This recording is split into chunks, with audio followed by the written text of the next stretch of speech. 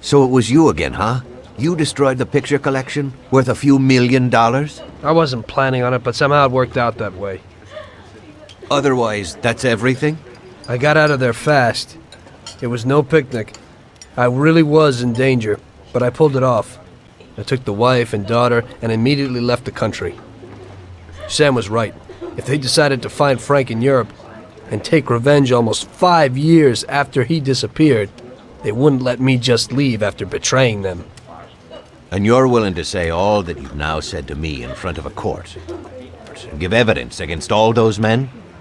Don't you think the situation will be a lot worse for you? What you're planning to do now isn't betrayal. It's more like treason. If these people go to jail, or better yet, death row, they won't be able to take revenge on me. At least not as easily as if they were free. I am willing to give evidence against them if you ensure our protection, and after the trial, a new identity for me, my wife, and my daughter. If we manage to pull it off, it'll be the biggest legal battle this country's ever seen. It's an interesting offer. I don't know if it's moral to help somebody like you, but I think the results will be worth it. I think we'll help you.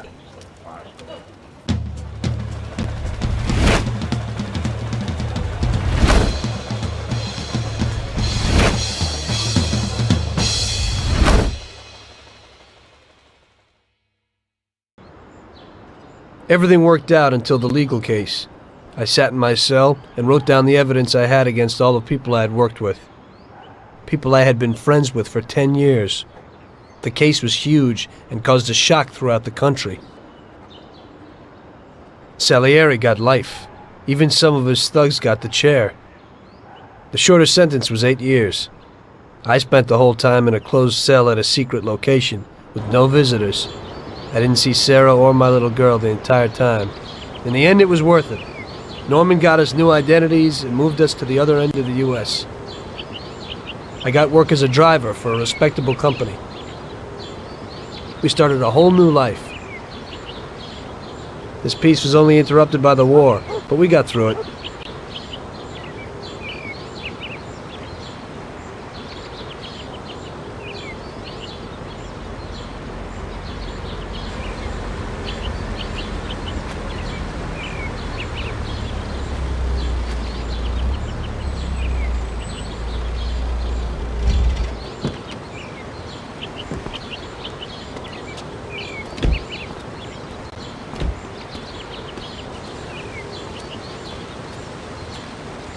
Mr. Angelo? Yes? Mr. Salieri sends his regards. You know, the world isn't run by the laws written on paper. It's run by people. Some according to laws, others not. It depends on each individual how his world will be, how he makes it.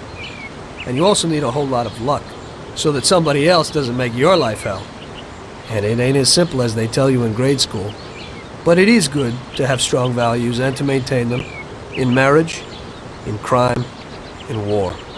Always and everywhere. I messed up.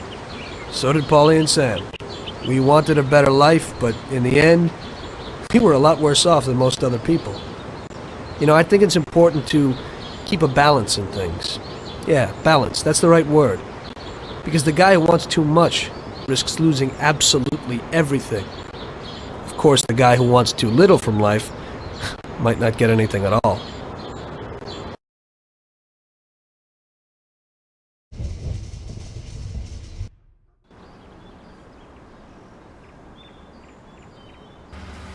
What the hell is this?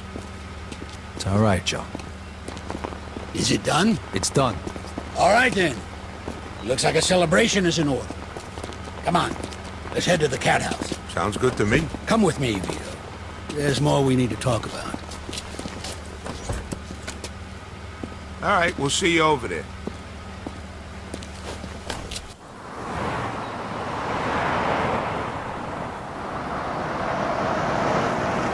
All right. So what's the big secret?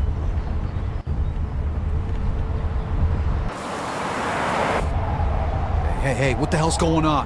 Where they taking Joe? Sorry, kid. Joe wasn't part of our deal.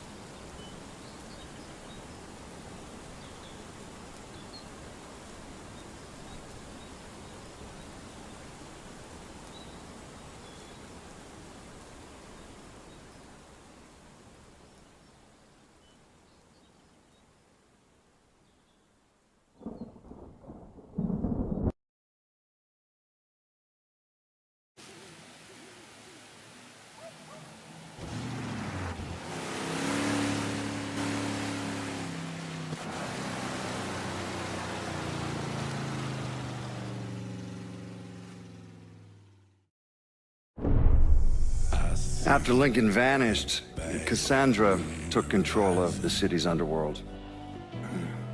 There wasn't a crime boss from Boston to Miami who respected her claim, though, so... Commission, the Colombians, the Cubans, they all went after her. They realized too late they had no idea who they were fighting. Johnny Galante, throat slit, watching Deep Throat in a porn theater. And Manny Moreno, set on fire outside his daughter's quinceañera. Severo Garcia, buried alive on the beach, drowned when the tide came in. Anton Bagrov, beaten to death with crowbars in the parking lot of the Briar Patch. And then the real criminals came for her.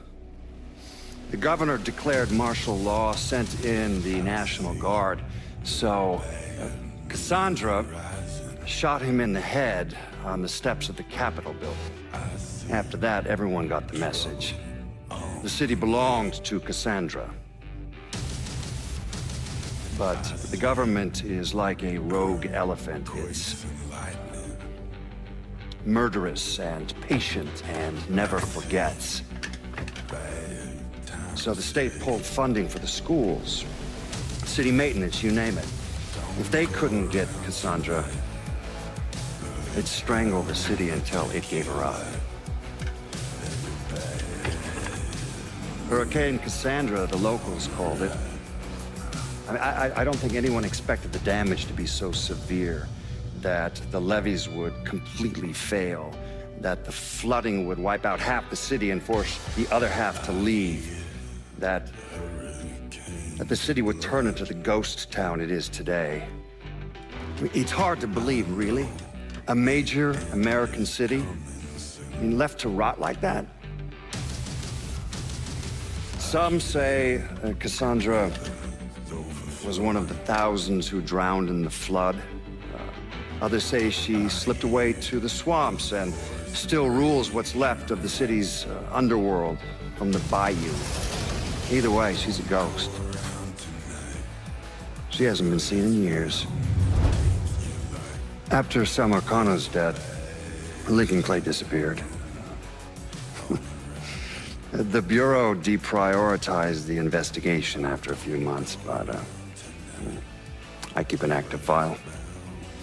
In 1971, I tracked him to a California shipyard where he was working under an assumed name. By the time we got there, though, he was gone. The trail went cold, and by 77, 78, I figured he was dead. But then I got a report of someone matching his description working with the Colombians. Since then, there's a new sighting of him every couple of years. Lincoln made it out to California.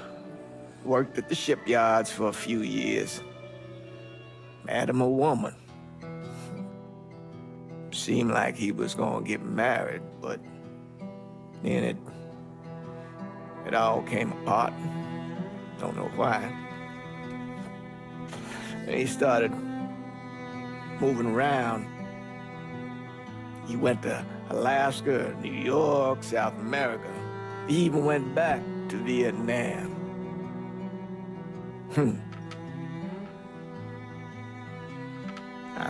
I still get postcards from time to time. You know, I think Lincoln wasn't able to accept the world for what it is, or his place in it.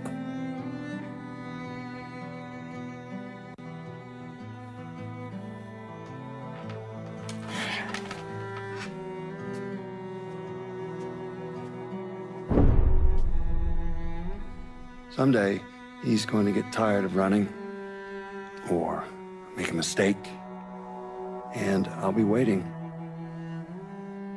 I promise you that.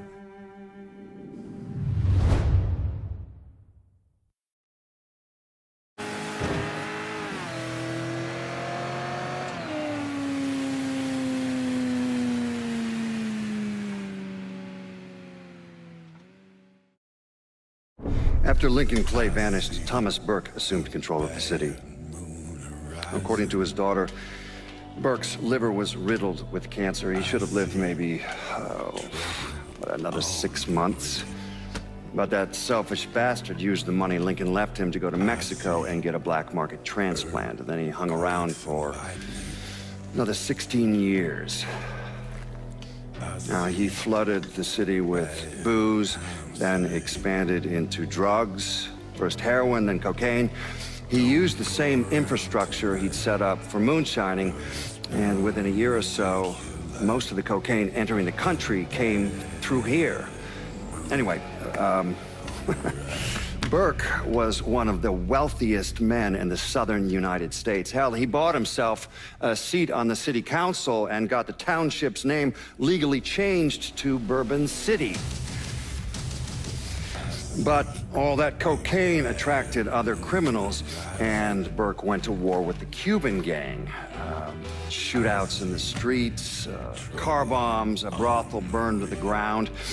When the Cubans called him out, Burke came, armed with an M60 and grenades. He killed 8 men before they put him down, and that was 1984. And since then, no one has sat on the throne for more than a few months. The city is still a lawless fool's paradise. After Samarkand's death, Lincoln Clay disappeared. The Bureau deprioritized the investigation after a few months, but I keep an active file. In 1971, I tracked him to a California shipyard where he was working under an assumed name. By the time we got there, though, he was gone. The trail went cold, and by 77, 78, I figured he was dead. But then I got a report of someone matching his description working with the Colombians. Since then, there's a new sighting of him every couple of years. Lincoln made it out to California. Worked at the shipyards for a few years. Met him a woman. Seemed like he was gonna get married, but then it all came apart. Don't know why. And he started moving around. He went to Alaska, New York, South America. He even went back to Vietnam.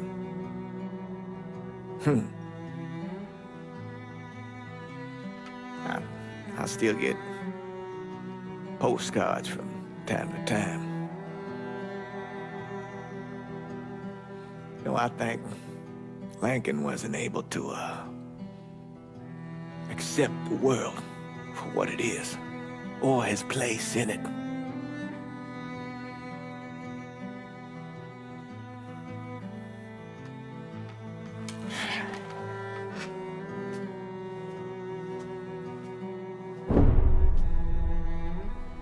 Someday, he's going to get tired of running, or make a mistake, and I'll be waiting.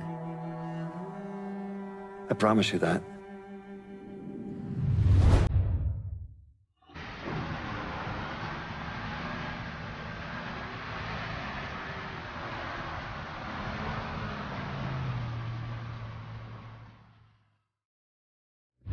After Lincoln vanished, Vito Scaletta took over the city. Now, he spit on Sal Marcano's grave one last time by actually doing what Marcano couldn't, finishing the casino. Now, 2 years later, Scaletta opened another casino, and then it was just an avalanche of development. Hotels, arenas, the new convention center.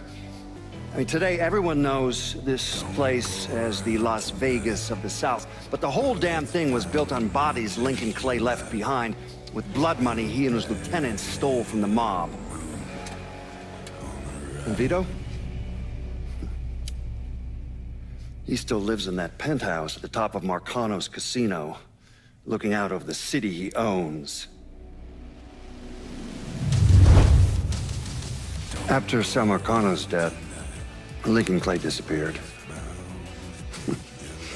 The Bureau deprioritized the investigation after a few months, but I keep an active file. In 1971, I tracked him to a California shipyard where he was working under an assumed name. By the time we got there, though, he was gone. The trail went cold, and by 77, 78, I figured he was dead. But then I got a report of someone matching his description working with the Colombians. Since then, there's a new sighting of him every couple of years. Lincoln made it out to California. Worked at the shipyards for a few years. Met him a woman. Seemed like he was gonna get married, but then it all came apart. Don't know why. And he started moving around. He went to Alaska, New York, South America. He even went back to Vietnam.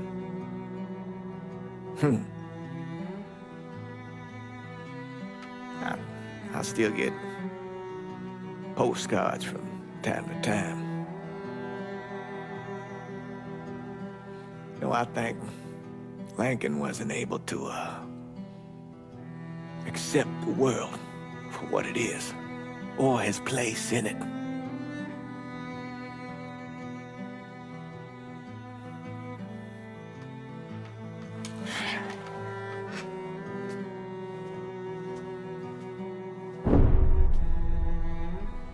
Someday, he's going to get tired of running, or make a mistake, and I'll be waiting. I promise you that.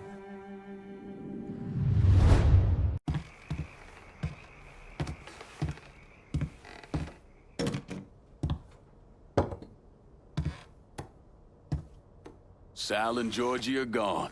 And after all the shit we've been through, we run this city. After all the bullshit, it's almost impossible for me to wrap my brain around the fact that we actually did it. You're a fucking saint, Lincoln. And I'm honored to know you. So we finally gonna get our chance to make things right in this town. Bring a balance to things. Wasn't certain we'd ever actually get here. Now, that's the kind of news you never get tired of hearing.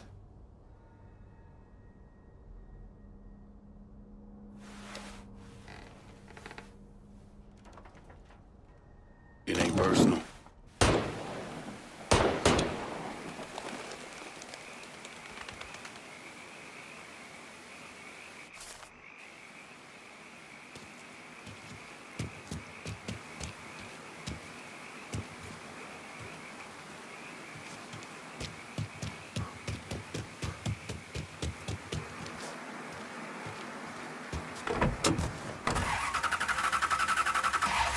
What in the fuck?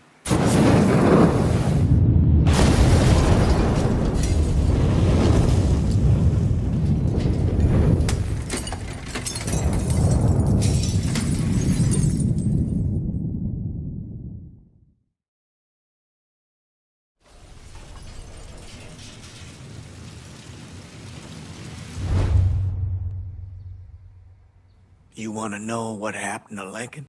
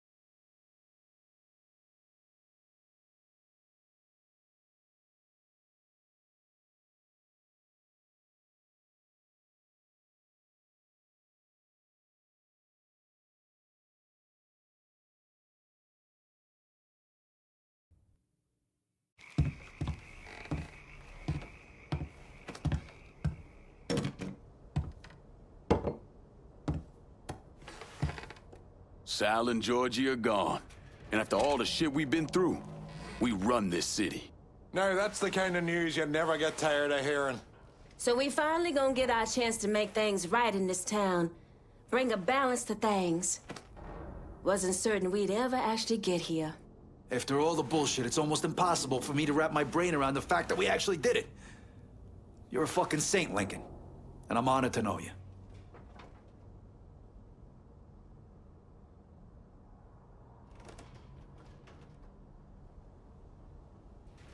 We're not here because of what I did, or because of what any of y'all did. We're here because we stood together. And as long as we stay strong, ain't no one ever gonna fuck with us.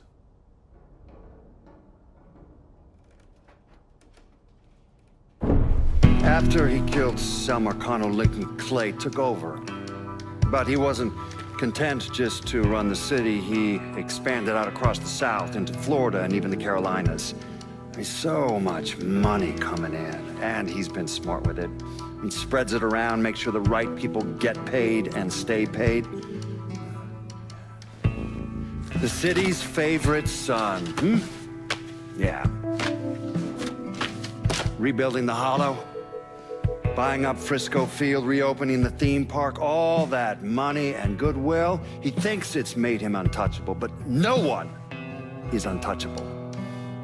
He might have plastered his name across a few schools and hospitals, made donations to a charity here and there, but nothing absolves him of his crimes. That's why I agreed to do this documentary. I want to shine a light on the real Lincoln Clay. Lincoln gave in to everything.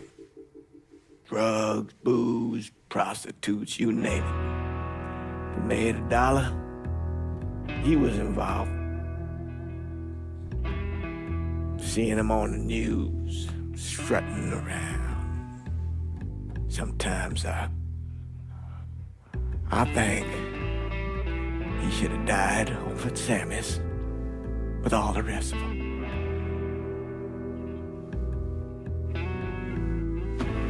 There'd be kind of a peace in that.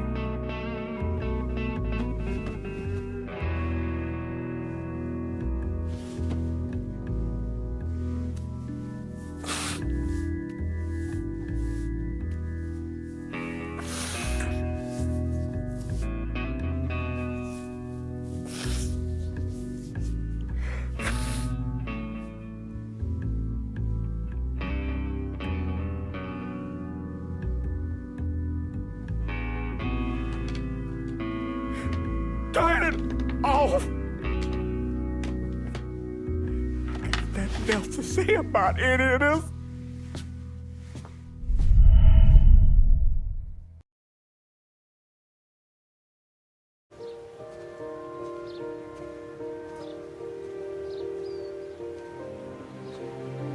A long time ago, in another life, someone once told me that family is a man's Achilles heel, his greatest weakness. Maybe he was right. Because everything I've done, both good and bad, I've done for my family. I've turned my back on people I thought were my friends. I've kept a lot of hard promises. I spent 8 years totally alone, trying to find myself so I could come home. A better husband, a better father, a better man. Now that I'm a lot older and just a bit wiser, I see that family is our greatest weakness, but it's also our greatest strength.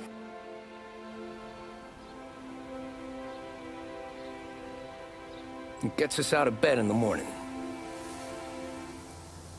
Well, lets us chase our dreams, even when they're moving too fast to catch. It keeps us from falling over when we're too tired to take another step. Mr. Angelo.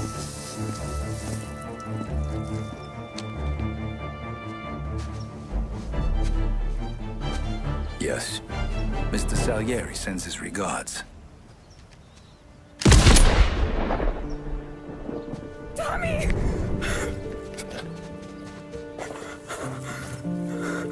That's okay. You're safe now. You're all safe. Remember that money, jobs, even best pals will come and go. But family is forever.